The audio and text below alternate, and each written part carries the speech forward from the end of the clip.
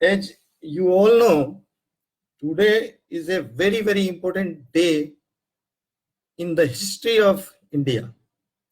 And शायद ऐसा हमने कभी नहीं देखा। बिल्कुल एक नई शुरुआत हो रही है। कभी जिंदगी में जब आगे मुड़कर देखेंगे तो इस दिन को शायद हम लोग एक बहुत पॉजिटिव वे में देख पाएंगे। जो मैग्नीट्यूड की बात अभी हो रही है, पहले तो हमारी समस्या की मैग्नीट्यूड बहुत बड़ी थी, अब उसके समाधान का मैग्नीट्यूड भी बहुत बड़ा है। हम 138 करोड़ लोगों, हिंदुस्तानियों के लिए अब इस फिगर को समझे कैसे। 13 तो शायद इसमें जीरो है। 20 लाख करोड़ पर इंडियन के ऊपर मैंने कैलकुलेट किया था तो 15,000 रुपए पर इंडियन का फिगर है। बहुत छोटा लगता है, लेकिन 138 करोड़ लोगों के लिए एक बहुत बड़ा फिगर है। एक नई सुबह है और हम तो हिंदुस्तानी हैं, हम तो भगवान विष्णु के ऊपर में विश्वास रखते हैं, तो भगवान शिव के ऊपर भी विश्वास रखते हैं। और भगवान शिव का जो स्वरूप है एक नई शुरुआत का, तो मेरे को लग रहा है कि आज शिव के नृत्य के बाद की सुबह है ये, जो नई सृष्टि का सृजन हो रहा है। और हिंदुस्तान ने एक बहुत बड़ी अपनी एक रेजिलियंस दिखाई है इस पीरियड में। किस तरह से ये आने वाले पीछे जो दो महीने 35-40 दिन 45 दिन जो भी गए हैं, इसमें हम कैसे उभर कर एक ऐसी शक्ति के रूप में आए हैं कि जो परिस्थिति के साथ बहुत अच्छा सामंजस्य मिला पाती है। ये जो समय हमने खरीदा, एक नेचर से मांगा और हमें मिला, ये बहुत ही अच्छा रहा। और इसके अंदर में हमने अपनी तैयारियां की और कैसे कैसे काम कर लिए जो हमें एक कॉन्फिडेंस दे रहे हैं। सबसे बड़ा काम तो हमने ये किया कि जो भी चीज में हमारी एक्सटर्नल डिपेंडेंसी थी इस क्राइसिस को मैनेज करने के लिए, जो दुनिया के पास सॉल्यूशन नहीं है वो तो हमारे पास भी नहीं है, उसमें भी हमने अपने जो इतिहास में, हमारे जो संस्कृति में कुछ जो उसके सॉल्यूशन थे आयुर्वेद वगैरह में, उनको सामने योगा को तो सारी दुनिया ने माना है कि कोरोना के इलाज में उसका बहुत बड़ा योगदान रहा है। तो इन सबको हमने हासिल किया। पीपीई हो, चाहे N95 मास्क हो, वेंटिलेटर्स हो, क्वारंटाइन कैपेसिटीज हो, ये सब हमने अचीव किया है इस पीरियड के अंदर में। और ये विश्वास प्राप्त किया है कि इस समस्या से हम बाहर निकल कर जा सकते हैं। जो हम एक शॉक को महसूस करते उस समय और हेल्पलेसनेस को महसूस करते, अगर उस समय ये लॉकडाउन वगैरह जैसी चीजें नहीं की जाती, हम उसे बाहर निकल गए।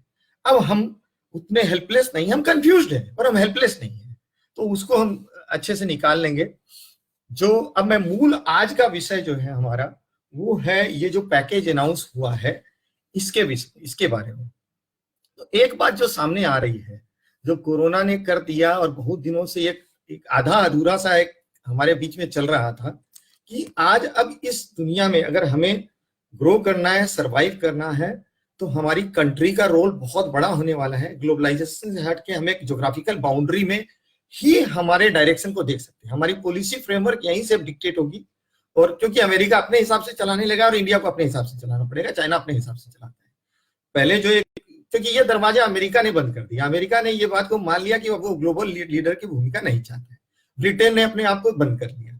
तो हमें भी इस सत्य को स्वीकार करना पड़ेगा कि हिंदुस्तान को अब अपने समस्याओं का हल अपने आप खोजना पड़ेगा और हिंदुस्तान मजबूत है इस बात को कर लेने के लिए। एक बात। दूसरी बात, जो एक सत्य को हमें मानना पड़ेगा कि बीच में ऐसा लगने लगा था जैसे सरकार जो है सिर्फ एक गवर्नेंस पॉलिसी के रोल में चली गई है और बाकी सारा जो है प्राइवेटाइज हो गया है।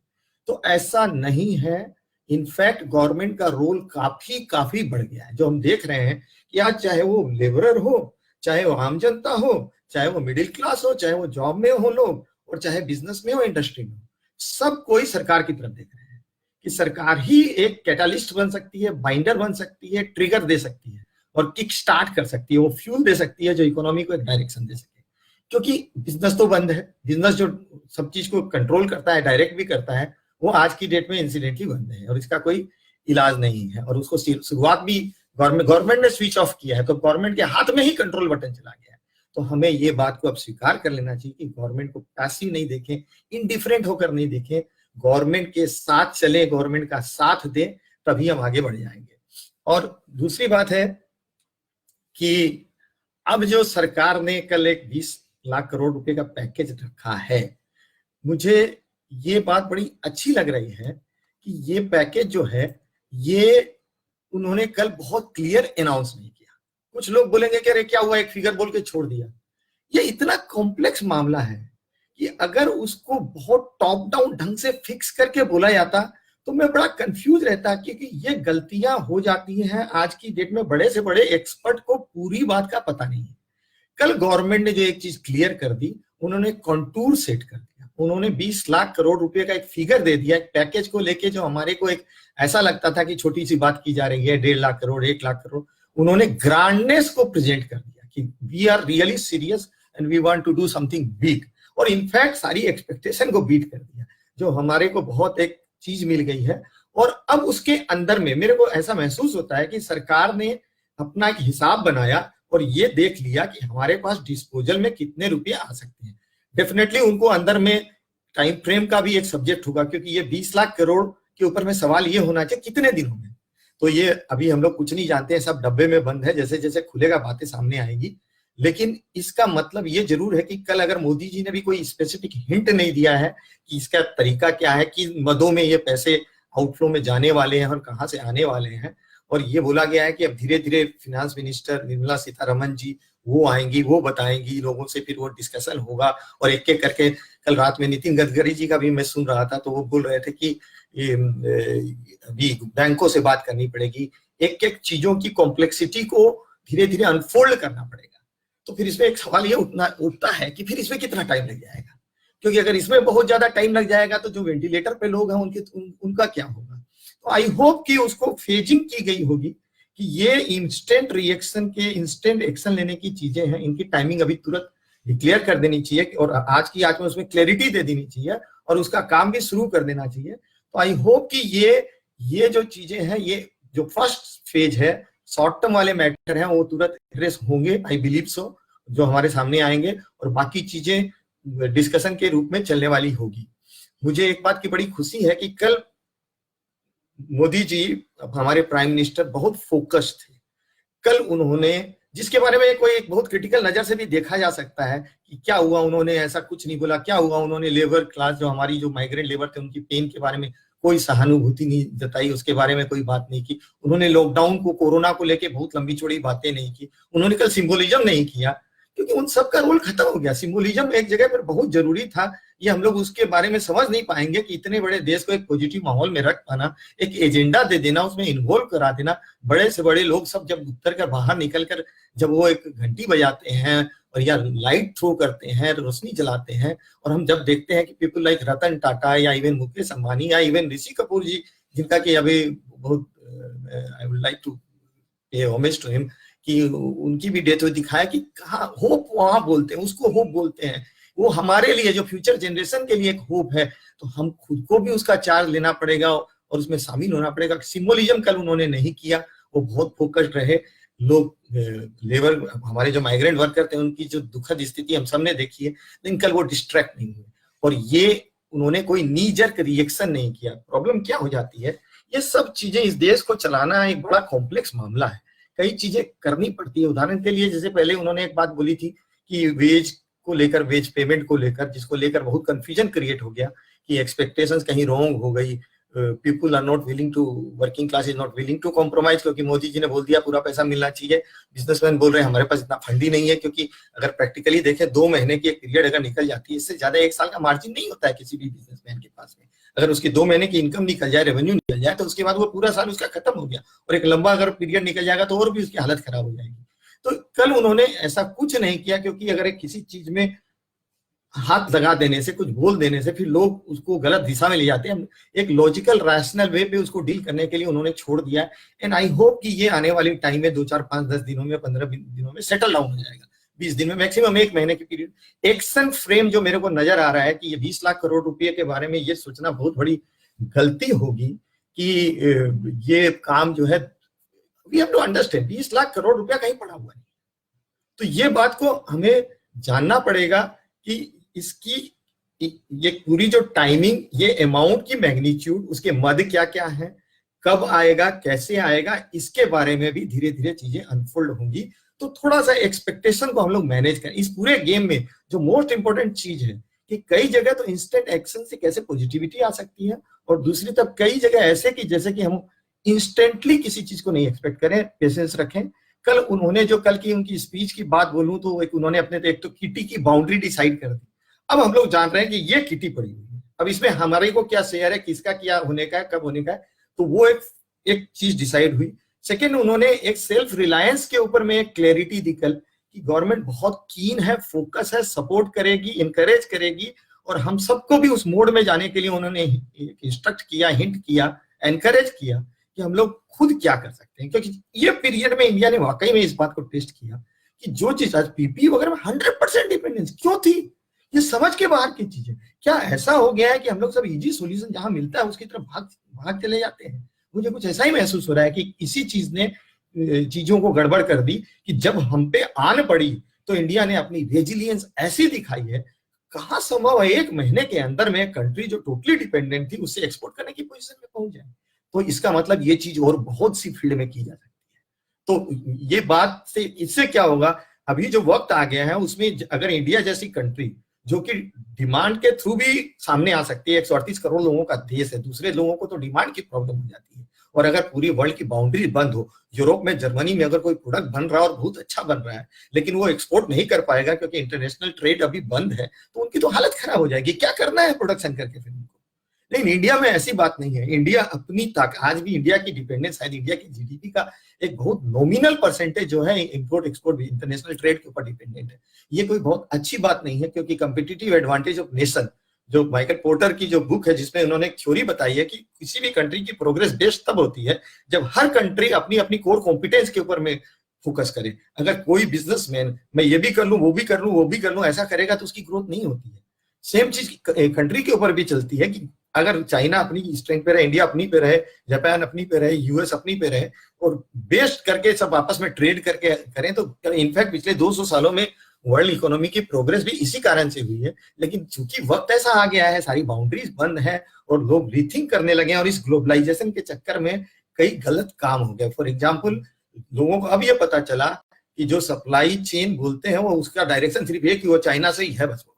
तो वो बहुत डेंजरस सिचुएशन है कि एक पार्टी के ऊपर में, एक कंट्री के ऊपर में इतनी डिपेंडेंस कि पूरी दुनिया स्टैंड स्टिल हो गई है चाइना के चक्कर में।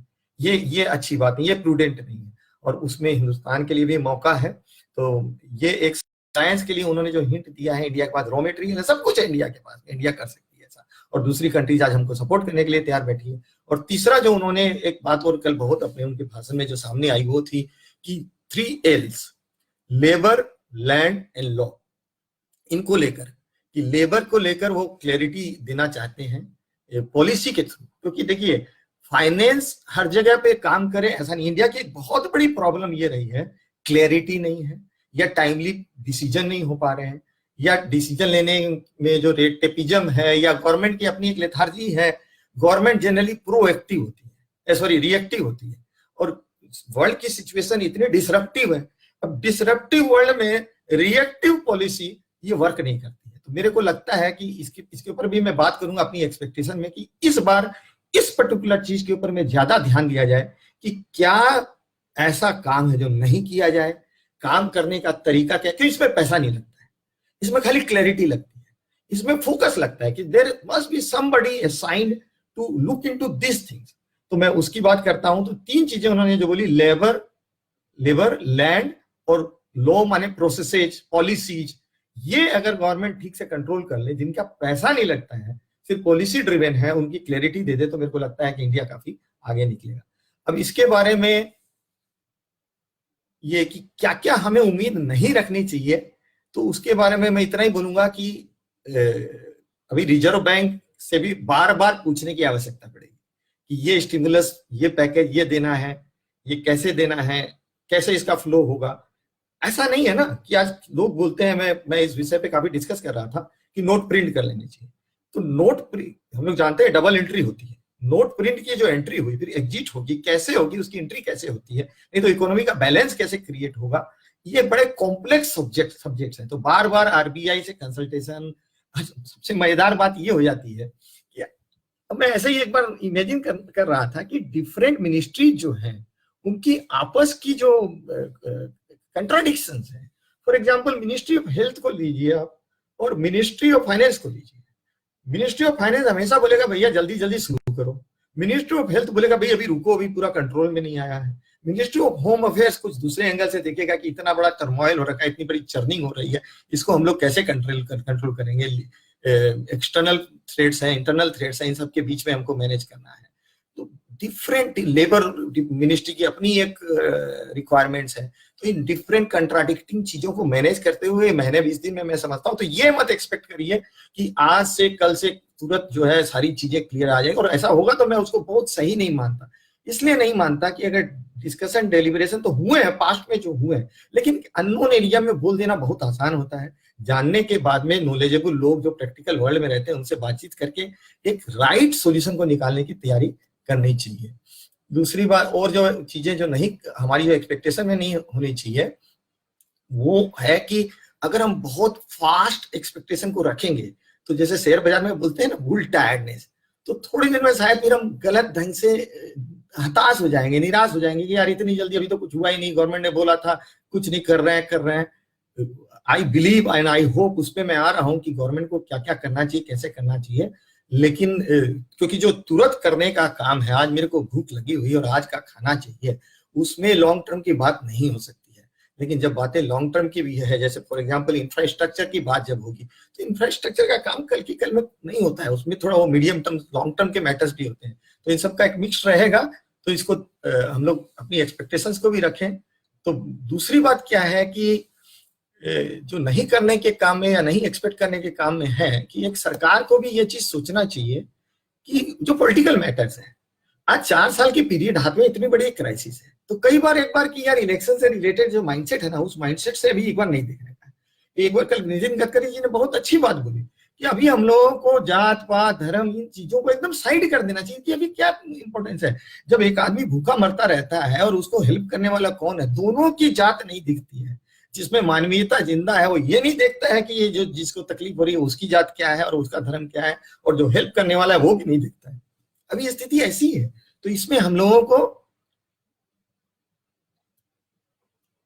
इसी माइंडसेट से सब चीजों को देखना है कि, और ओपोजिशन का रोल अपोजिशन निभाती रहेगी। ये बोलना बड़ा आसान है कि ओपोजिशन काफी ब्रॉड हो जाए, देश को पहले सोचे। I don't believe in that too much. वो अपना काम करेंगे, क्योंकि बीजेपी जब अपोजिशन में थी तो उनका जो बिहेवियर था, और जब वो सरकार में आई है तो उनका क्या बिहेवियर है, हम लोग उससे बहुत ज्यादा डिस्ट्रैक्ट ना हो। मेरिट बेसिस पे जो आप अपना डिसीजन ले, जजमेंट ले, ओपिनियन फॉर्म करें, अच्छी बात है। लेकिन हमेशा मैं एक बात जरूर बोलूंगा कि opposition for the sake of opposition करने का ये तो अभी बिल्कुल टाइम नहीं है। हम सबको पार्ट ऑफ सोल्यूशन बनने का करना चाहिए, पार्ट ऑफ प्रॉब्लम बनने का भी वक्त नहीं है। तो लेकिन फिर भी अभी कई एजेंडाज को हम लोग साइड कर दें, छोड़ दें, भूल जाए, वही अच्छा रहेगा। सरकार को मैं जरूर बोलना चाहूंगा कि गाइडिंग प्रिंसिपल्स जो है, सरकार में इतने बड़े बड़े लोग बैठे हैं, मेरी क्या विसात है, लेकिन फिर भी अपनी बात जरूर बोलनी चाहिए, क्योंकि आपकी बात में से एक भी बात अगर निकल कर जाती है तो लोगों को, सरकार के बहुत काम की हो सकती है। कि एक तो लो एफर्ट करके हाई इंपैक्ट, जिसको हम लो हैंगिंग फ्रूट बोलते हैं, वो एरिया में ज्यादा देर किए बिना फटाफट में काम कर देना चाहिए। दूसरा, कुछ चीजों को बहुत क्लियर कर देना चाहिए कि ये तो नॉट नेगोशिएबल एरिया है, और इस एरिया के बारे में हम डुएबल हम इस पे करना चाहते हैं। तो नॉट नेगोशिएबल क्लियर हो जाने से लोग फिर उसमें दिमाग नहीं लगाते कि भाई ये तो अब सरकार करेगी नहीं, तो फिर उसी में माथा थोड़ी करते रहते हैं, उसमें अननेसेसरी एनर्जी वेस्ट हो जाती है। पॉलिसी के बारे में गवर्नमेंट को जो सबसे बड़ा काम करना चाहिए, बिजनेस जो है एक चीज के ऊपर नहीं चलता, बिजनेस अनप्रेडिक्टेबिलिटी के ऊपर नहीं चलता है, इनकंसिस्टेंसी के ऊपर नहीं चलता। अगर मेरे को लगता है कि ये काम करने में 10 दिन लगने वाले हैं, जो कि नॉर्मल में वो काम 3 दिन में होने का है, लेकिन 10 दिन की अगर कंसिस्टेंसी क्लियर हो जाती है, उसकी अनप्रेडिक्टेबिलिटी खत्म हो जाती है, तो मैं अपने सारे रिसोर्स को 10 दिन के हिसाब से मोबिलाइज करता हूँ। लेकिन अगर कभी वो 10 दिन वाला काम 2 दिन में हो रहा है, कभी वो 15 दिन में हो रहा है, बिजनेस इसको नहीं झेल सकता है। तो ये बात का बिल्कुल ध्यान रखने का है कि अनप्रेडिक्टेबिलिटी पॉलिसी के थ्रू कैसे भी करके सरकार को दूर करना पड़ेगा। सरकार को अपने एक्शन इंटरवेंशंस में ये चीज को ध्यान रखना पड़ेगा कि बोटलनेक्स कहां पर मैं इकोनॉमी हम स्लो जाएं, एक बार धीरे धीरे करें, एक कंसिस्टेंट फ्लो में करें कि अभी इकोनॉमी इस लेवल पे रन करेगी तो इस लेवल में फिर वो कंसिस्टेंटली रन करें। फ्रीक्वेंट ऑन फ्रीक्वेंट ऑफ, ये सिचुएशन कोरोना के साथ एक बड़ी अजीब बात है। एक एरिया अभी ग्रीन जोन है, कल वहां पर 10 केस निकल गए, वो तुरंत रेड जोन हो जाएगा।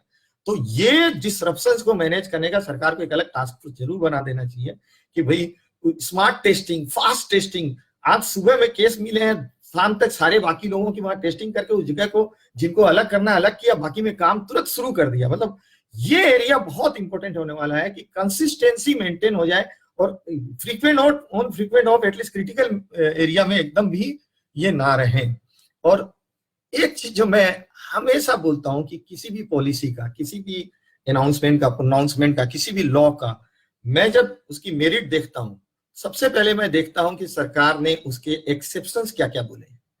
किसी भी पॉलिसी के, किसी भी लॉ के, उसकी ब्यूटी आपको नजर आएगी, उसकी बारीकी नजर आएगी जब वहां पर एक्सेप्शंस लिखे जाए कि अच्छा इस जगह पर ये लागू नहीं होगा और इस जगह पर ये अलग तरीके से। इसका मतलब एक वो जो बोलते हैं ना कारपेट बॉम्बिंग स्ट्रेटेजी, जैसे फॉर एग्जांपल ये जब लॉकडाउन किया गया तो वो कारपेट बॉम्बिंग स्ट्रेटेजी में किया गया, सब चीज बंद कर दी गई। लेकिन जब स्टार्ट होगा तो वो गाइडेड बैलिस्टिक मिसाइल की तरह से, या आजकल जैसे स्वार्म टेक्नोलॉजी आ गई है ना, जो इंटेलिजेंट बुलेट्स होने लगेंगी, सब में चिप फिट रहेगा और आप उसको उसमें जब फीचर डाल दोगे कि इस आदमी को जाकर हिट करना और उसके ये उसकी फोटो ये है, उसका फेस ये है और बाकी उसके अदर जो डिफरेंट पैरामीटर्स वो ये है, तो 1000 बुलेट निकल के वो 1000 लोगों को प्रिसाइज वे में हिट करके आ सकती है। आएगी नहीं तो वो हिट कर देगी।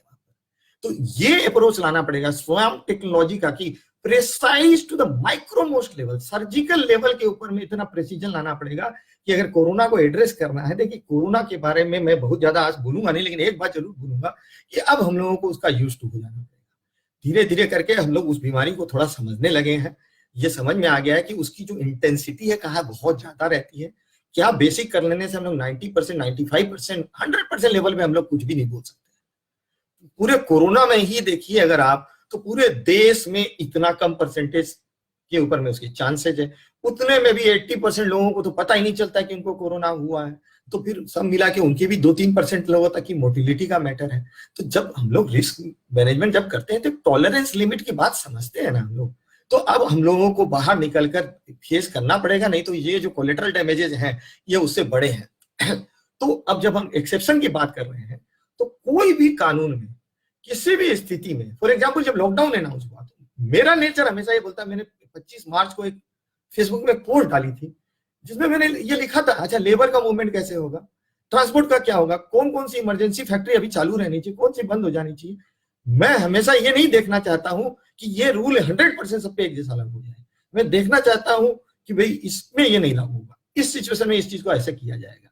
तो जरा सा एक गवर्नमेंट एक कमिटी अगर फॉर्म कर दे खाली इस बात को देखने के लिए कि जो भी डिसीजन लिए जा रहे हैं उसके एक्सेप्शंस को वॉच करें। एक तो इसके लिए करें, सेकंड टाइम के ऊपर करें कि टाइमिंग, अगर कोई चीज का इलाज आज जरूरी था उसको डिले किया जा रहा है तो वो टाइम का कहाँ कहाँ गड़बड़ है, क्योंकि जब आपने पैसा कमिट कर दिया तो पैसा तो जाएगा ना, तो उसकी इफेक्टिवनेस तब बढ़ती है जब सही टाइम पर सही काम किए जाए। अगर उनको डिले कर दिया जाएगा तो टाइमिंग को लेकर एक टास्क फोर्स रहनी चाहिए कि जो टाइम अपने आप में एक बहुत बड़ा, मैं आपको एक एग्जांपल देता हूं कि टाइम की कितनी बड़ी वैल्यू होती है। आप समझिए कि हिंदुस्तान में रोड जब इंफ्रास्ट्रक्चर बहुत खराब था और वाजपेयी जी के आने के बाद से रोड इंफ्रास्ट्रक्चर बना, आप समझ सकते हैं कि इतनी बड़ी ग्रोथ कहां से आई है। पहले इंडिया का बहुत बड़ा पैसा ऑन द रोड रहता था। जब एक ट्रक को बॉम्बे से चलकर कलकत्ता आने में 15 दिन लग रहे हैं तो उतने दिन की वर्किंग कैपिटल रोड पे रहती थी। वही चीज अगर 4 दिन में होने लगा तो वो पैसा रिलीज हो गया और सिस्टम में चला गया। एक आदमी का अगर माल यहाँ पर घुस रहा है, इनपुट हो रहा है उसका, और यहाँ पर तुरंत बिक कर और तुरंत आउटपुट होकर उसका पैसा आ जा रहा है, अगर उसकी साइकिल जो है वो 1 घंटे की अगर कैश चलने की, तो आप समझ सकते हैं कि कितनी बड़ी उसकी वर्किंग कैपिटल रोल हो सकती है 1 महीने के अंदर में।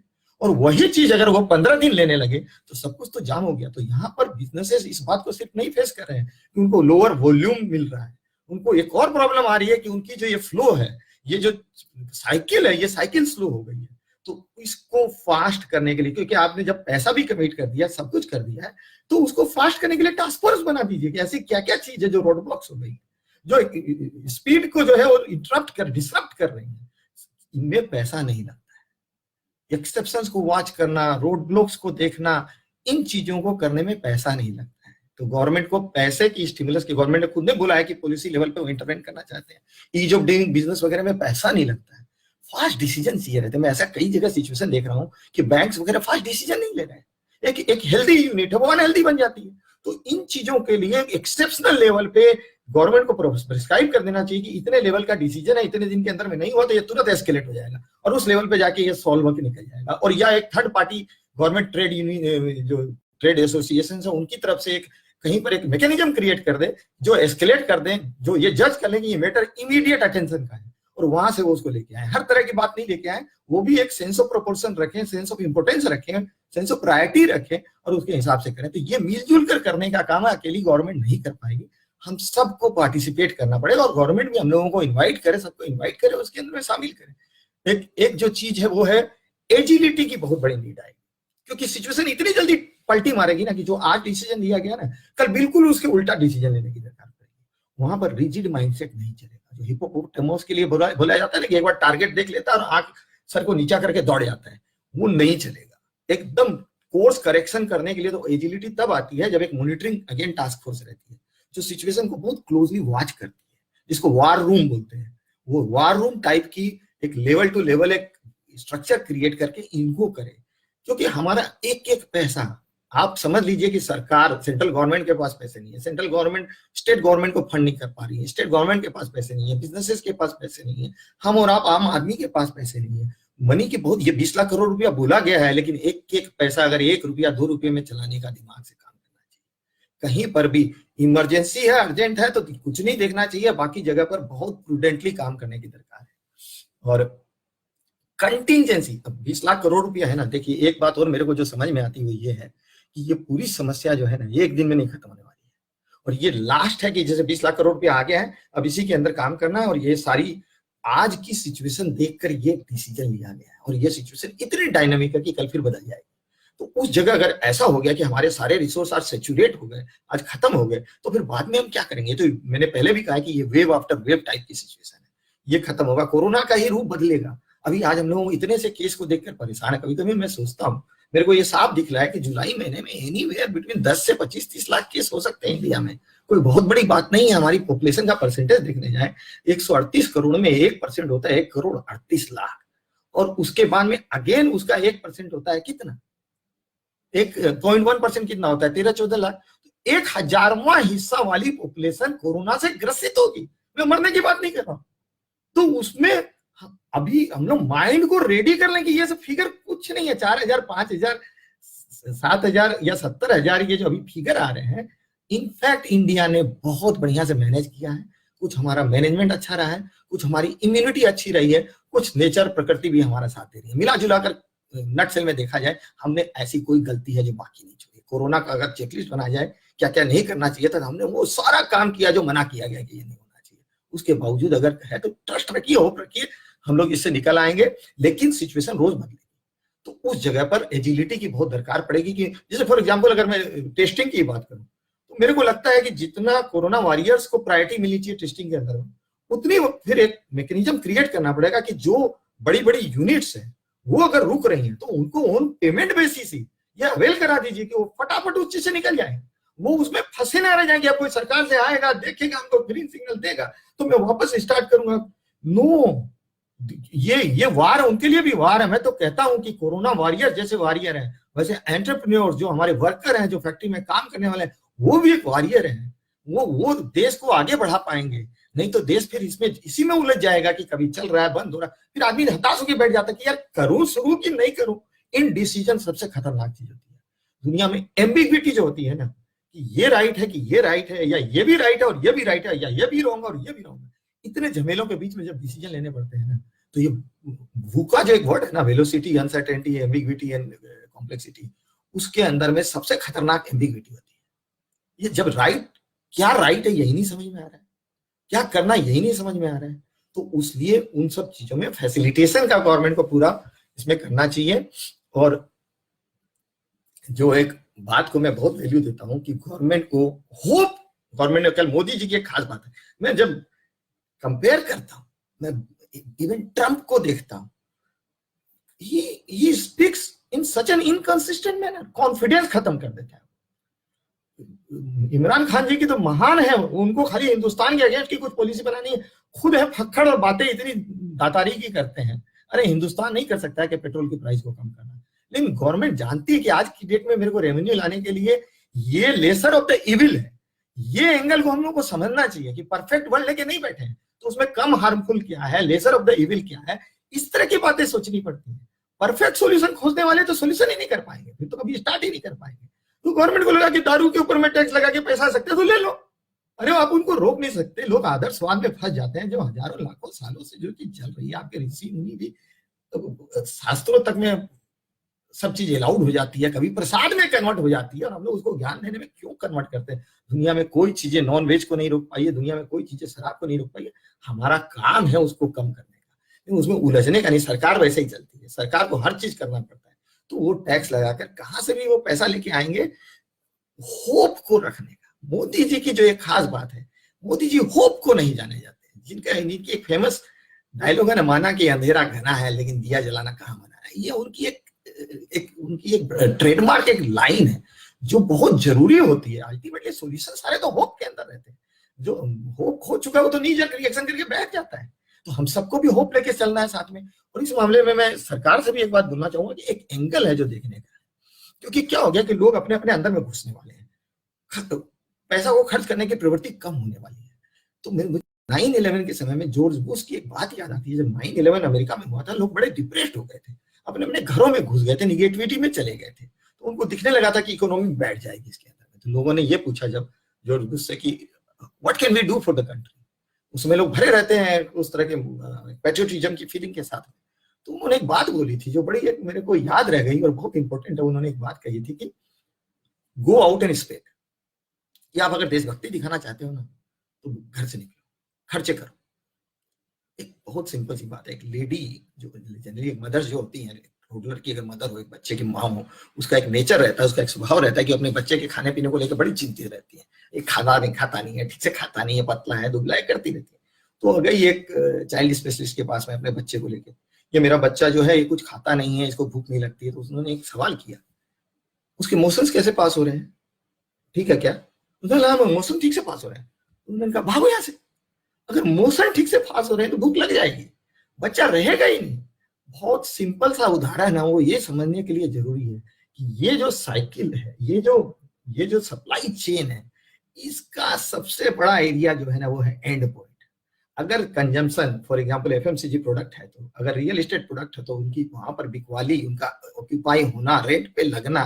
अगर इंफ्रास्ट्रक्चर प्रोडक्ट है तो वहां पर उनका फिनिश होना, हैंडओवर होना। ये एंड पॉइंट जो है ना, इसको अगर ध्यान रख लिया जाएगा, वहां अगर वैक्यूम क्लियर कर दिया जाएगा ना, अपने आप नई डिमांड बन जाएगी और फटाफट ये पाइपलाइन से पूरा माल वहां फेंक जाएगा। अदरवाइज ये कॉन्स्टिपेटेड सिस्टम में आप नया कैसे डाल सकते हो? आज किसी को बोला जाए, मैं बहुत ब्लंट बात बोलता हूँ आपसे, आज के अगर हम लोग देखें ध्यान से तो ये 3-4 साल से जो एक स्थिति बनी हुई थी, मेरे को नहीं लगता कि सप्लाई साइड प्रॉब्लम थी। अभी भी कई लोग तो ऐसे हैं जो कोई जरूरी नहीं उनको प्रोडक्शन अभी इतनी जल्दी शुरू करना, उनके पास इनफ है अभी सप्लाई देने के लिए, तो वो सप्लाई देकर अपने आप को जब वो चोकिंग को खत्म कर लेते हैं, माल चला जाता है। तो कुछ लोग हैं जिनको शॉर्टफॉल की बात है। मेरे को अभी भी नहीं लगता है कि सप्लाई साइड प्रॉब्लम इतनी बड़ी है, अभी नहीं है वो, अभी तो डिमांड साइड प्रॉब्लम ही बड़ी है। तो उसको ध्यान देने का। सप्लाई साइड में तो खाली ये है कि रिसोर्स का यूटिलाइजेशन, जो संक कॉस्ट जा रहा है ना, आज फिक्स्ड कॉस्ट जो यूनिट्स के ऊपर में, बिजनेसमैन के ऊपर में जो डाला हुआ है, वो उसकी रिकवरी कैसे करे, ये उसकी बहुत बड़ी समस्या है। तो जब उसमें जो है, मैं आगे आऊंगा कि हर कोई को पार्टिसिपेट करना पड़ेगा, अकेला बिजनेसमैन उसको नहीं कर सकता है। तो कहीं ना कहीं, क्योंकि अगर हम लोग इस चीज को कर लें कि जो पैसा कम से कम संक कॉस्ट में नहीं जाए, इस वर्ड को याद रखे हर कोई, संक कॉस्ट। ये संक कॉस्ट हो रहा है भाई। मैं बोलना यह चाहता हूं कि अगर सब्जियां उग रही हैं और वो अगर आज की आज वहां से नहीं निकाली जाएंगी तो संक हो गया ना, वो तो खत्म हो गया, डूब गया, उसका कुछ नहीं हो सकता है। तो गवर्नमेंट जब अपनी पॉलिसी इंटरवेंशन वगैरह बनाए तो सबसे पहले करती भी है। मैं ये नहीं कहता, मैं जो भी बोल रहा हूं, जब मैं इंडिविजुअल इतना सोच सकता हूं तो सरकार में एक से दिग्गज बैठे होंगे, जरूर सोचते होंगे, फिर भी ये बातें करनी चाहिए कि संक कॉस्ट को माइंड में रखें कि इंस्टेंटेनियस कंजम्पशन कहाँ होता है, क्या क्या। फॉर एग्जाम्पल एक सर्विस प्रोवाइडर है, एक सर्विस प्रोवाइडर की अगर टाइम निकल गई तो उसकी वो सर्विस नहीं अवेल की किसी ने, तो उसको उसकी वैल्यू नहीं मिल रही है। तो कैसे ये मैच किया जाए कि एक सर्विस प्रोवाइडर की सर्विस का कंजम्पशन को तुरंत इंस्टेंट कैसे क्रिएट किया जाए कि उसके कस्टमर भी वहीं आके खड़े हो गए हैं और सर्विस प्रोवाइडर भी की भी टाइम जो तुरंत यूटिलाइज हो रही है। तो निगेटिव नहीं, मेरा कहने का तात्पर्य ये है कि गवर्नमेंट को शॉपिंग मॉल कैसे फटाफट खुले, मतलब वो एक्सट्रीम थिंकिंग से अगर आगे बढ़े। कल्पना करिए कि अगर 100 दिन का 200 दिन कर दिया गया या रेट को बढ़ा दिया गया, अब मोदी जी को 138 करोड़ देशवासियों को लेकर दौड़ना है, तो उनको कंधे पे रख के दौड़ना पड़े, तब तो वो दौड़ ही नहीं पाएंगे। वो उनके साथ दौड़े और वो भी 2-4 को साथ लेके दौड़े, हर आदमी दौड़ रहा है तब दौड़ कंप्लीट होगी ना। अगर नेचुरल है कि साइकोलॉजिकली बहुत हमारी जो एक माइग्रेटेड लेबर क्लास है वो बहुत बुरी तरह से हिट हुई है, उनका मोरल अभी थोड़ा सा डाउन है, लेकिन ऐसा नहीं कि सब कुछ 2 मिनट में हम लोग भूल जाते हैं, पॉजिटिविटी आ जाती है, आदमी का नेचर है ऐसा, और उसी के ऊपर बात करके फायदा है। तो अगर वो उनके घर में बैठ के उनको अगर अभी से दे दिया जाए, will we be doing in the long run, उनका हम कोई भला करने कर रहे हैं कि हम उनका बुरा कर देंगे उस प्रोसेस में, उनको तो हम डिपेंडेंट बना देंगे फिर टोटली। जो लोग ऑलरेडी वर्किंग की कैपेसिटी में थे, जिनकी आज भी डिमांड है, उनकी वहां बॉम्बे से फोन आएगा या सूरत से फोन आएगा कि आ रहे होगा भैया, आ जाओ ना, आ जाओ ना, और वो यहाँ पर अगर उस चीज को करें, यार ठीक है ना, यहाँ मेरा कम खर्चा और कम में काम चलता, अभी तो देखते बाद में देखेंगे, वो मजबूर है। मेरे जीजा जी जिन्होंने बहुत अच्छा डायलॉग दिया था, 2 बात है, देखिए इसमें बहुत इंपॉर्टेंट बात कर रहा हूं अभी आपसे, इन दोनों को अलग अलग समझना पड़ेगा। जब देश मुसीबत में पड़ा हुआ था तो उन्होंने एक बात बोली थी कि सवाल भूख का है, स्वाद का नहीं है, कि अभी पेट कैसे भरे, बस इसको देखो, उसमें क्या मिलेगा, वैरायटी क्या मिलेगी, सब भूल जाओ। अभी लोगों सब चीज कमोडिटी में कन्वर्ट हो गई है, ब्रांड की वैल्यू खत्म हो गई है, एस्पिरेशन ड्रीम सब खत्म हो गए हैं, जिंदा रहना मेन मुद्दा हो गया है। तो सवाल भूख का है, स्वाद का नहीं है। ये फिलॉसफी अभी तक के लिए ठीक थी, लेकिन अभी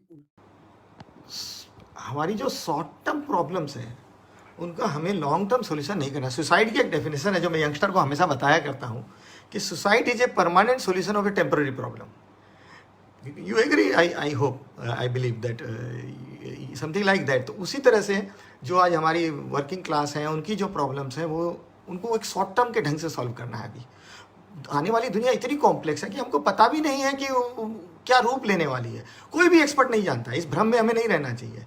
तो उस हालत में जितनी हम जानते हैं उतनी दूर तक हम डिसाइड करें और छोटे टुकड़े में सॉल्यूशन करें तो वो ज़्यादा बेनिफिशियल रहेगा। Let the story unfold, let it evolve, it's a different world all together.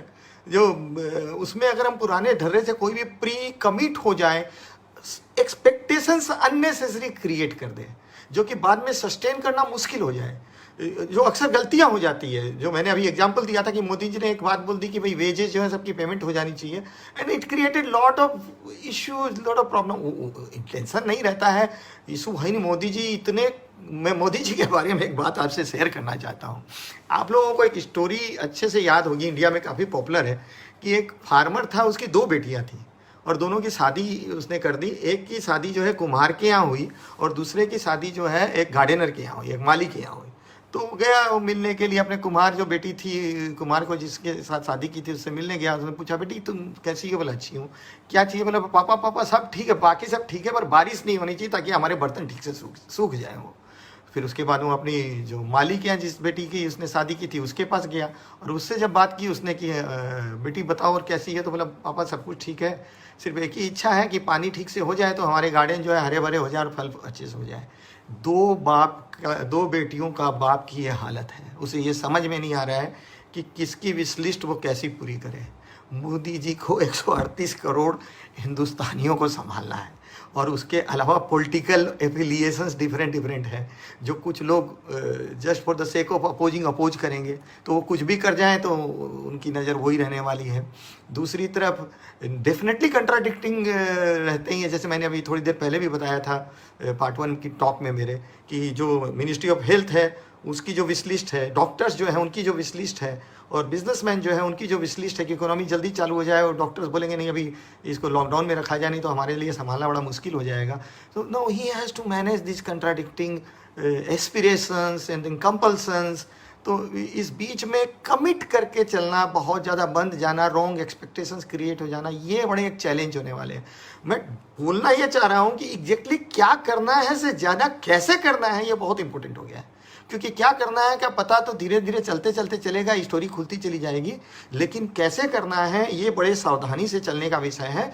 जैसे जैसे चलते जाएंगे, हम लोग यहाँ से चल रहे हैं, सामने में कोहरा है तो कैसे गाड़ी चलाते हैं, थोड़े दूर आगे बढ़ते हैं फिर देख लेते हैं। और जब ये ओपन माइंड के साथ करते हैं, फिर मैंने पहले भी बोला था कि मोदी जी ने कल ये जो डिस्क्लोज नहीं किया है ना कि 20 लाख करोड़, मैं कुछ क्वेश्चंस देख रहा था जिसमें एक लिखा हुआ था कि ये आएंगे कहाँ से। मैं एक बार के लिए मान रहा हूँ कि सबसे पहला काम उन्होंने 20 लाख करोड़ का जो फिगर रखा, ये 18 भी तो हो सकता था, 22 भी तो हो सकता था। इसका मतलब क्या है कि कहीं पर एक अरिथमेटिक की गई है जिसमें ये फिगर ही पहले जोड़ा गया है कि एक्चुअली कितना रुपया कहीं से किसी भी मेथड से लाया जा सकता है और वो ये पैसा है। इसमें एक एंगल है जो बड़ा इंटरेस्टिंग है, जिसको अभी देखने की दरकार है, वो इन ड्यू कोर्स अनफोल्ड होगा। वो एंगल ये है कि सपोज जो एक नॉर्मल वे में बजट का पार्ट था, तो इंफ्रास्ट्रक्चर एक्सपेंडिचर का ही बात कर लें, तो वो अगर गवर्नमेंट उसको भी जोड़ रही है क्या या नहीं जोड़ रही है, ये मैं अभी इसमें नहीं उलझूंगा कि क्या ये एक फ्रेश एडिशन है या एक उसी का एक रूप है, चेंज होकर है। अगर ये उसका रूप भी है तो उसमें एक चीज़ जो इंपॉर्टेंट हो जाती है, फॉर एग्जांपल इंफ्रास्ट्रक्चर को लें, अगर बात करें इंफ्रास्ट्रक्चर में 5 लाख करोड़ रुपये दिए डाले जाएंगे, ये बोलने से इमीडिएट में कोई बेनिफिट नहीं होने वाला। अभी तो लोगों को ये सुनने की दरकार है कि इंफ्रास्ट्रक्चर के जो 5 लाख करोड़ रुपए के पेमेंट फंसे हुए थे सरकार में, सरकार उसको 3 महीने में रिलीज कर देगी, जिसका प्रोसेस ये रहेगा 1 महीने में इतना इतना इतना। तो that will give the stimulus to the industry, क्योंकि उसमें गवर्नमेंट की कोई एक्स्ट्रा लाइबिलिटी नहीं बन रही है। तो ये अप्रोच लेने की दरकार है। और ये स्टोरी तो किसी ने जब ये पूछा कि पैसे कहाँ से आएंगे, there are many avenues available to government. Government can borrow from different sources within country, outside country. I assume कि इसमें रुपया प्रिंटिंग नहीं शामिल है। मैं इतना ही बात बोल सकता हूँ कि क्या नहीं लग रहा है मेरे को, मैं उतनी बात बोल सकता हूँ, उससे आगे भी बात नहीं कर सकता। अब जो गवर्नमेंट को जो मैंने बोला ना कि ऑप्शन चूज करने पड़ेंगे, ये जो एक चीज़ बहुत ज़रूरी हो रही है और वो पूरी कंट्री के लिए ज़रूरी है कि एंटरप्रेन्योर और एम्प्लॉयर्स, ये जो क्लास है ना, इसको विलीफाई करना छोड़ के ग्लोरीफाई करना पड़ेगा, इनको रिवार्ड करना पड़ेगा। जैसे हम लोग एक मिलिट्री पर्सन को करते हैं, आप देखिए कि कितनी टेंशन से गुजर रहे हैं। अगर हम क्लासीफाई करें कि किसकी इनकम बहुत सर्टेन है और किसकी एकदम अनसर्टेन है, कौन बहुत ज़्यादा रिस्क में है, कौन कम में है, ये मौका आया है पूरी कंट्री के हर एंगल को बारीकी से थ्रेडवेयर देखना पड़ेगा कि कहाँ लोग कंफर्ट जोन में ज़्यादा है, कौन ज़्यादा। मैं बहुत एक ड्रामेटिक बात बोल रहा हूँ। ये एक ऐसी टाइम है कि टाइम पर मिलिट्री मैन भी बोल दें कि ठीक है आप हमारे को पैसा, हमारी सैलरी जो है 3 महीने बाद दे दीजिएगा। मिलिट्री मैन सिविलियन के लिए ये सेक्रीफाइस करेगी, पैसे को डेफर करेगी, कुछ सेक्रीफाइस करेगी, कुछ डोनेट करेगी। क्योंकि आज तक ये स्टोरी को हम लोग ऐसा ही जानते हैं कि हम लोग जब भी मिलिट्री को या दरकार हो, या गॉड फॉरबिड इंडिया की मिलिट्री को ऐसा कुछ कभी दरकार पड़ी नहीं है, पर कोई भी अगर चैलेंजेस हुआ, पुलवामा का अटैक हुआ, तो सारे सिविलियन ने मिलकर जो भी कैजुअलिटीज हुई थी, जो हमारे शहीद हुए थे, उनको दिल खोल के सब कुछ किया गया था। ये बिल्कुल उल्टी टाइम है। इस उल्टी टाइम में शायद ऐसा हो जाए कि आज भी गवर्नमेंट की जो एक रेवेन्यू है उसका बहुत बड़ा पैसा गवर्नमेंट बजट में जो है सैलरी पेमेंट में जाता है, पेंशन पेमेंट में जाता है। अगर वो क्लास ऐसा फील करती है कि आज की डेट में वो ज़्यादा सिक्योर्ड है, अगर मिलिट्री पर्सन आज फील करते हैं कि वो ज़्यादा सिक्योर्ड और गवर्नमेंट पास पैसे की कमी है, तो शायद एक एक्स्ट्राऑर्डिनरी मोमेंट है और इससे एक्स्ट्राऑर्डिनरी मेजर होंगे। ये क्रेजी आइडियाज़ की टाइम है कि शायद कुछ ऐसी बात हो जाए कि वो बोले कि भाई ठीक है, मिलिट्री मैन, सरकारी लोग ऑफिसर हैं, वो भी पेंशनर्स जो हैं, जो अपने आप को अभी सेफ देख रहे हैं, क्योंकि सबसे ज़्यादा थ्रेटेंड बाकी सारे लोग हैं आज के दिन में। बिजनेसमैन पूरा थ्रेटेंड है, उसकी अनसर्टेनिटी है रेवेन्यू की।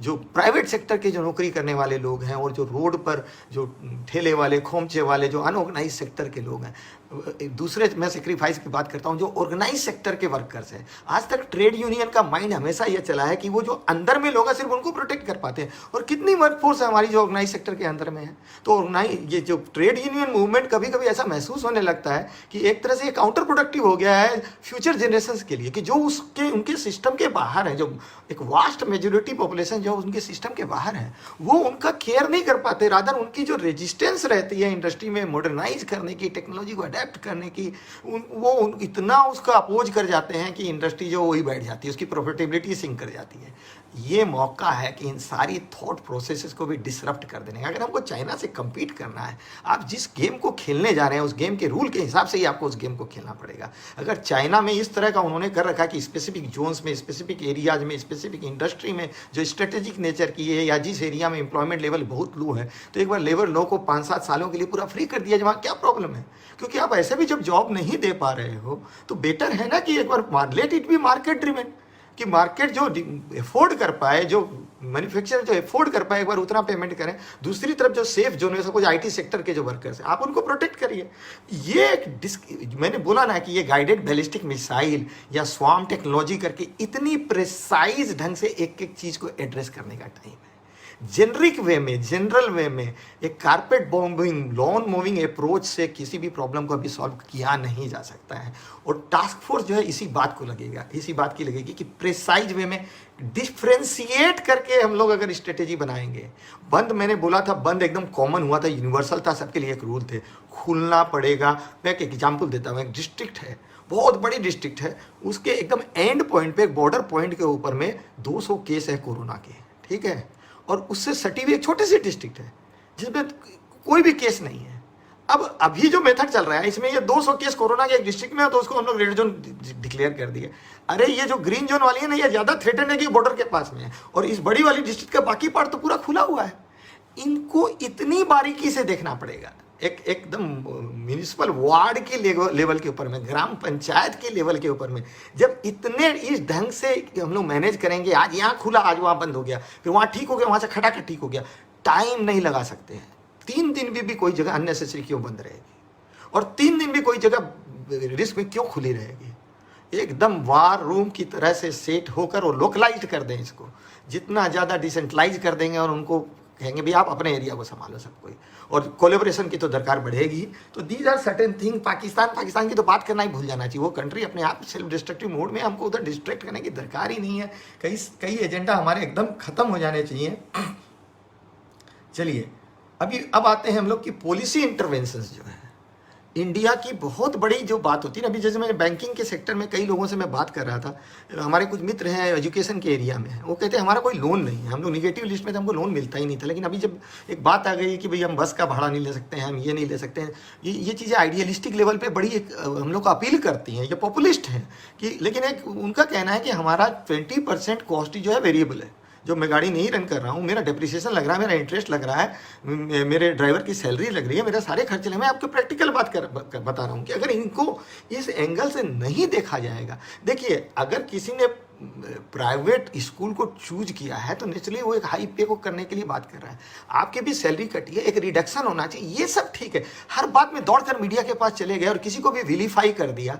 These approaches are not going to work. Practically हर जगह घुसकर एक एक आदमी की जो रिक्वायरमेंट जिस ढंग की है उसके हिसाब से सॉल्व करना पड़ेगा। तो पॉलिसी से इंटरवेन करके, लोगों से बातचीत करके कि भाई एजुकेशन सेक्टर को लोन, वो कह रहे हैं कि हमारे पास कैपेसिटी है, हमको खाली लिक्विडिटी अरेंज कर दी जाए, हमारे पास सिक्योरिटी भी है, बैंक फास्ट डिसीजन ले ले और हमको तुरंत पैसा रिलीज कर दे। तो ये बैंकों को सबको एजाइल बनना पड़ेगा। इंडिया में ये जो फंडिंग है, इसको जो कंट्रोल करने का काम है, इसमें बैंकिंग सिस्टम छोड़कर कोई दूसरा नहीं कर सकता है। बैंकों को इसमें बहुत क्रिटिकल रोल प्ले करना पड़ेगा, क्योंकि वो ही एक ऐसे हैं जो कंज्यूमर, जो अपने कस्टमर को भी बहुत करीब से जानते हैं। नहीं तो दूसरे जो कोई भी एजेंसी को अगर इसका चार्ज दिया जाएगा तो मिस्टेक होने के चांसेस बहुत बढ़ जाएंगे और पैसा संक कोस्ट में चला जाएगा। बैंक को ही एम्पावर किया जाए, उनके डर को ख़त्म हो जाना चाहिए कि डिसीजन लेना है ले लो, तुरंत वो रिव्यू में कहीं देना है दे दे और वहाँ से तुरंत उनको कन्फर्म हो जाए। और बैंकिंग में देखिए कितने तरह के डेंजर हैं। एक एलसी का ही मैटर लेता हूँ, मैं देखता मेरे कई लोग बोल रहे थे कि एलसी बीजी जो नॉन फंड बेस्ड लिमिट्स है, इनमें बड़ी प्रॉब्लम आ रही है। ये दुधारू तलवार है। अभी क्या हो रहा है कि आप नहीं डेफर करेंगे तो वो झमेले हैं, आप डेफर कर रहे हैं 3-3 महीने के, 4-4 महीने के जो पैसे उनमें पेमेंट में जाना चाहिए तो नहीं जाकर डाइवर्ट हो रहे हैं, और वो फिर एक साथ पेमेंट आके खड़े होंगे तो भी प्रॉब्लम आ जाएगी। अभी आप उनको रिलीफ नहीं देते हैं तो भी प्रॉब्लम है। बहुत करीब से, बहुत माइक्रो वे में, इसको बहुत प्रिसाइज वे में, rather client to client differentiate करते हुए, डायलॉग डिस्कशन करते हुए इसको सॉर्ट आउट करना चाहिए, नहीं तो बड़े गड्ढे बन जाएंगे। मैं बार बार बोलता हूं कि इंडिया को सबसे पहले अपने बैंकिंग सेक्टर को बचाना पड़ेगा। सबसे पहले अगर आप बैंक को नहीं बचाएंगे पूरा सिस्टम कोलैप्स कर जाएगा। तो बैंक्स हैं, एनबीएफसीज हैं, इनको बचाना पड़ेगा। एनबीएफसी को एक बार मोरेटोरियम में कैसे रखें, उनके पेमेंट्स का क्या करें, कैसे उनको जिंदा रखें, ये भी देखना पड़ेगा। अगर नहीं देखेंगे, इंडस्ट्रीज को तो देखना ही पड़ेगा, एम्प्लॉयर्स को देखना पड़ेगा। अगर चूज करना पड़ रहा है, देखिए इटली में कैसी चॉइस आ गई थी। इटली में ये चॉइस आ गई कि इतने ही बेड हैं, इतने ही वेंटिलेटर हैं, 500 पेशेंट है और 100 वेंटिलेटर हैं, किनको बचाना है, यहाँ तक चूज करना पड़ता है क्राइसिस में। Most of the time they choose कि भाई यंगस्टर को बचाओ, क्या करोगे। ये चॉइस करनी पड़ती है, इतनी डिफिकल्ट चॉइसेज हैं। तो इस हालत में अगर जब रिसोर्सेज लिमिटेड रहते हैं, जीरो सम गेम हो गया है कि ये पैसा इधर जाएगा कि इधर जाएगा। आप अगर फंडिंग करना चाहते हैं लेबर के लिए तो आपके पास एक चॉइस है। एक ये है कि आप गांव में इतना पैसा बांट दीजिए, कंजम्पशन के एंगल से बांटने वाली बात मैं अभी नहीं कर रहा हूँ, अभी मैं जॉब के एंगल से या जॉब सस्टेनेंस के एंगल से बात कर रहा हूँ। दूसरी तरफ अगर आपने उस पैसे का चैनल सरकारी मैकेनिज्म की करने की बजाय उनके पास्ट जो एम्प्लॉयर है उनके थ्रू कर दिया कि भाई आप रिटर्न जाओ, रिटर्न जाने का आपको इतना पैसा मिलेगा, काम पे लौटो उसका आपको इतना पैसा मिलेगा, और आप वहाँ जाओ और वहाँ पर से आपको पैसा मिलेगा आगे के लिए, तो एक मोटिवेशन क्रिएट होगा रिटर्न जाने के लिए। आपने यहाँ पर पैसे दे दिए तो रह जाएंगे वहीं पर। इन चीज़ों को इतनी बारीकी से देखते देखते आगे बढ़ाना पड़ेगा, तब जाकर जो है तो पॉलिसी से इनको अगर डायरेक्ट करेंगे कि भाई अपनी फिलॉसफी को क्लियर करेंगे कि जब if we have to choose between an employer and the employees, तो शायद एम्प्लॉयर को पहले चूज कर लें, क्योंकि एम्प्लॉइज की तो सस्टेनेंस और सर्वाइवल तक देखे खाली, क्योंकि भूख तक देखे वहाँ, और सपने तक देखने और देश को आगे तक देखना है तो उस जगह का फंड जो है उसको मूव कर दें एम्प्लॉयर्स की तरफ में। ये डिफरेंस को समझना पड़ेगा। इकोनॉमी भूख से नहीं चलती है, भूख से इंसानियत चलती है। तो इंसानियत के लिए तो सबसे पहले भूख को देख लीजिए, इकोनॉमी को देखना है।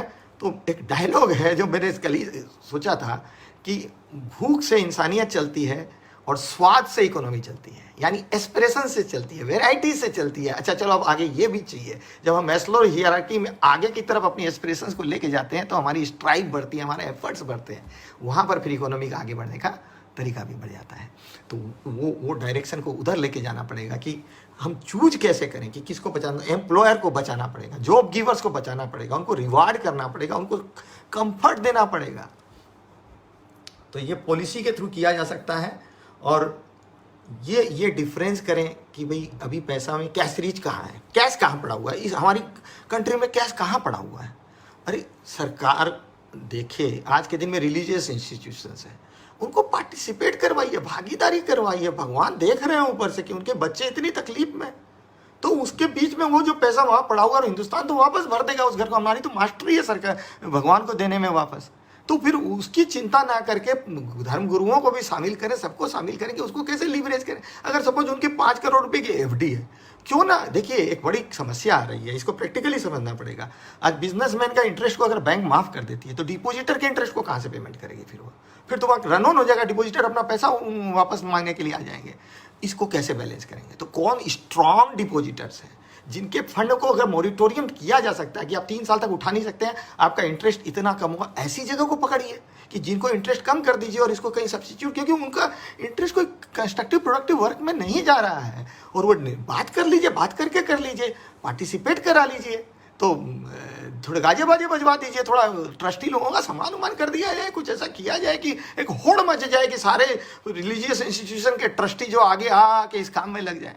कुछ नया करना पड़ेगा, कुछ डिफरेंट करना पड़ेगा, तो वो फंड भी जो है रिलीज होकर इस सिस्टम के अंदर आ जाएंगे। वहाँ पर पैसा पड़ा हुआ आज की डेट को हमको समझना है। और इसके बाद में एक जो चीज़ है कि मैंने पहले भी बोल दिया था कि इंस्टेंटेनियस इमीडिएट वो कहाँ करना है, उसमें अब लंबी टाइम नहीं लगनी चाहिए, बहुत लंबी टाइम हो गई। अब लोगों को जहाँ पर अभी वेंटिलेटर पे उनको तुरंत रिलीफ चाहिए, तुरंत एकदम इंस्टेंट, तो उनको रिलीफ तुरंत देने का इंतजाम करे गवर्नमेंट। और कंजम्पशन का जैसे मैंने बोला था, वेस्ट जहाँ हो रहा है उन जगह को तुरंत, वेस्ट हुआ क्या काम का, तो उसको तुरंत। संक कोस्ट के बारे में मैंने बोल दिया, एमएसएमई सेक्टर बहुत प्रॉब्लम में है, वही जॉब क्रिएट करता है, उनका ऑफिशियल कोई चैनल नहीं है। तो कोई नए नए मैकेनिज्म, जैसे आजकल सोशल मीडिया ट्रैकिंग के थ्रू बहुत सी ऑर्गेनाइजेशंस इतना माइक्रो मैनेज कर लेती हैं बिहेवियर पैटर्न को जान के कि इनको पैसा दिया जा सकता है। अनसिक्योर्ड पैसे भी देने के इतने इवॉल्व हो गए हैं मेथड्स कि उन सर्विसेज को लिया जाए ना, डिजिटल का यूज किया जाए, टेक्नोलॉजी का एनालिटिक्स में यूज किया जाए कि ये जो बंदा है इसका बैंक अकाउंट बोल रहा है कि इसका पैसा खटाखट आता है, खटाखट जाता है, इसकी टर्नओवर ठीक है, ये अपने कोई भी तरह के अदर इंस्टॉलमेंट्स में कहीं का डिफॉल्ट नहीं करता, ये इनकम टैक्स का शायद अच्छा पेमेंट कर रहा है, ये अपने लेबर पेमेंट को ठीक कर रहा है, अगर इसको बैंकिंग फैसिलिटी फिर दी जा सकती है। तो वो मैकेनिज्म थोड़े अलग ढंग के लाने पड़ेंगे, एनालिटिक्स को बेटर यूज करके कि इंस्टेंट। और कोई अगर आज भी इंडिया में लैंड और एसेट जो है प्रॉपरली अभी तक वो लिवरेज नहीं है, उनके अगेंस्ट में लोन का प्रोपोर्शन बहुत लो है, तो उनकी जो सर्वे करने की, सर्च करने की जो प्रोसेस, उसको सिंप्लीफाई कर दिया जाए कि भाई फटाफट में जमीन का पेपर दिया, जल्दी से पैसा दो, इसको खत्म करो काम को। कोई भी ढंग से पैसा देने के अगर सेफ रास्ते दिख रहे हैं उनको तो दे दीजिए ना। और एक और बात है, choosing between the two, suppose एक ऑर्गेनाइजेशन है जो एकदम बंद पड़ी है और एक बंदा है जो किसी तरह से हिम्मत करके चला रहा है, ह्यूमन टेंडेंसी क्या होगी कि ये जो बंद पड़ा उसमें पैसा लगा दे। मैं ये बोलना चाहूंगा कि वेटेज डिसाइड कर लीजिए। वेटेज में आता कई फैक्टर को ले लीजिए कि किसमें एम्प्लॉयमेंट का लॉस ज़्यादा हो रहा है, पर टेंडेंसी रखिए कि जो चलता हुआ है ना, क्योंकि चलते हुए को थोड़े से बूस्ट में काम चल जाएगा और जो बंद पड़ा हुआ उसको शुरू करने में बहुत हेडेक हो जाएगा। इसको प्रैक्टिकली देखते हुए ये सारी चीज़ें जो है ना, ये खाली वॉच एनालिटिक्स का इनका ये फैक्टर है। इनको जितना बढ़िया बनाते चले जाएंगे हमारा पैसे का यूज बेटर बन जाएगा।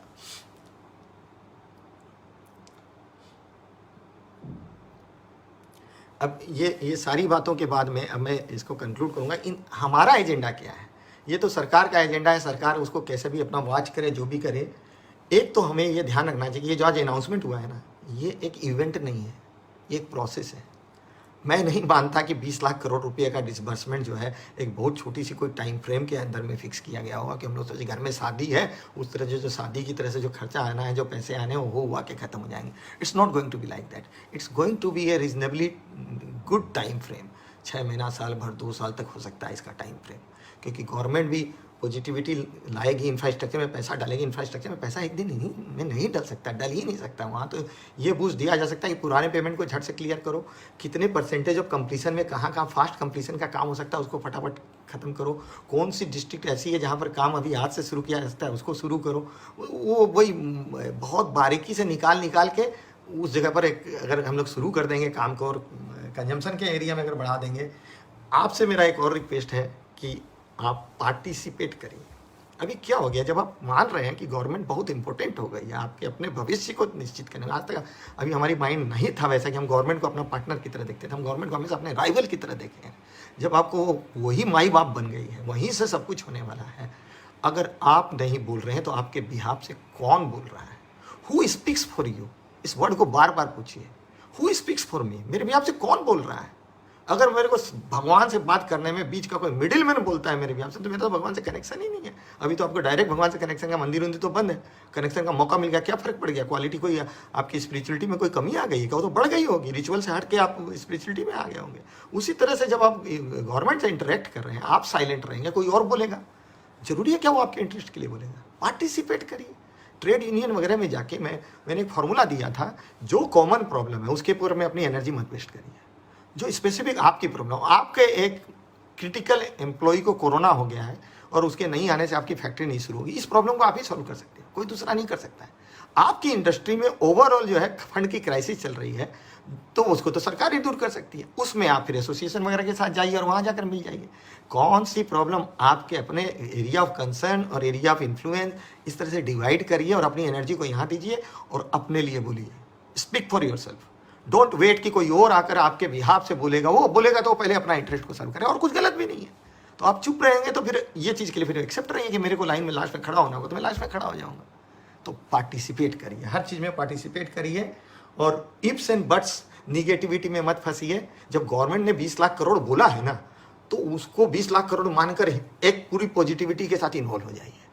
जो उसकी निटिग्रिटी जब बाद में देखते रहेंगे, लेकिन पहले दिन से रोते मत रहिए। रोते, वो उन्हें कहावत है कि जो रोते रोते जाता है मरे हुए की खबर लाता है। बंद करिए, कोई फायदा नहीं है। होप में रहिए, ट्राई करिए, नए नए दिमाग लगाइए, रास्ते रोकिए। एक और चीज़ मैं बोलता हूँ, एक कसम खा लीजिए कि मैं सुसाइड नहीं करूँगा, कोई मेरे को मर्डर कर देगा तो मैं मर जाऊँगा।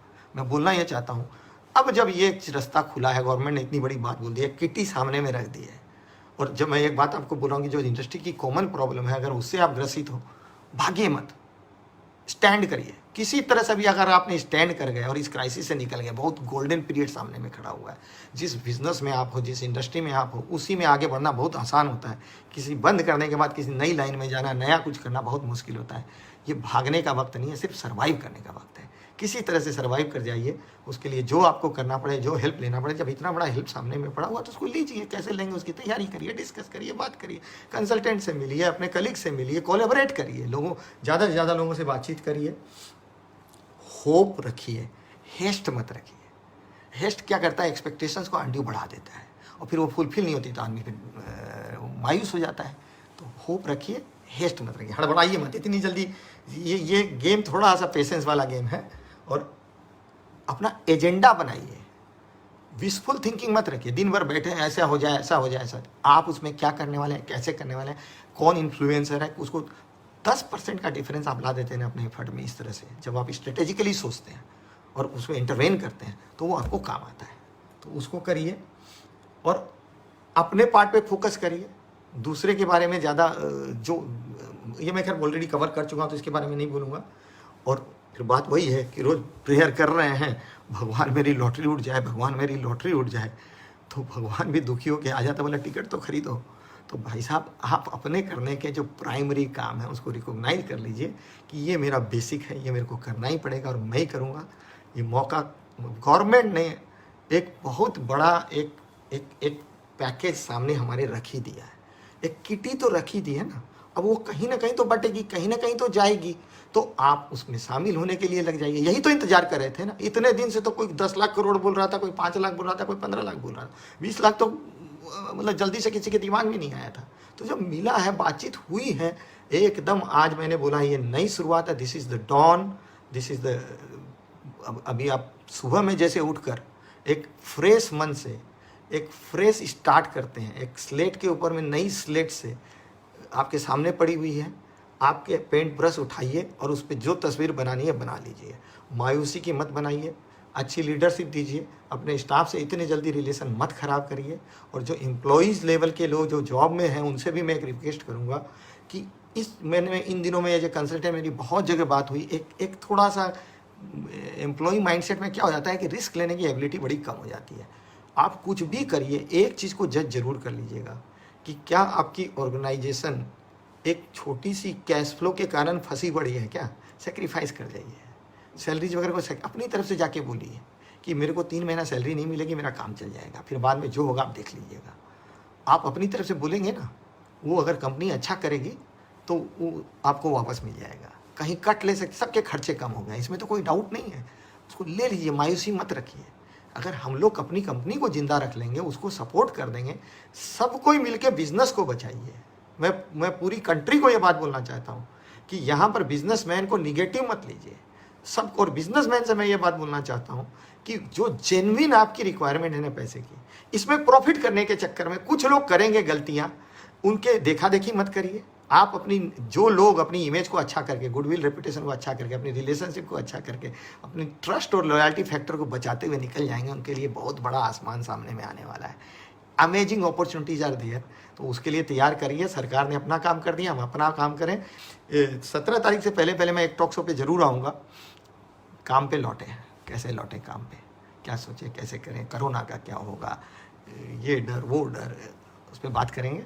धन्यवाद, थैंक यू वेरी मच। और मेरे चैनल को ज़रूर, ये पेज को ज़रूर लाइक करिए, उसमें सब्सक्राइब करिए, उसको बढ़ाइए। आगे आपको बहुत सब्जेक्ट्स पे मैं मटेरियल दूँगा। यूट्यूब चैनल भी मेरा मैं शुरू कर रहा हूँ, उस पर भी बात करेंगे। ये काम ज़रूर करिएगा। आप जितना सपोर्ट करेंगे मैं उतना आपके लिए काम करूँगा। Thank you very much, thank you.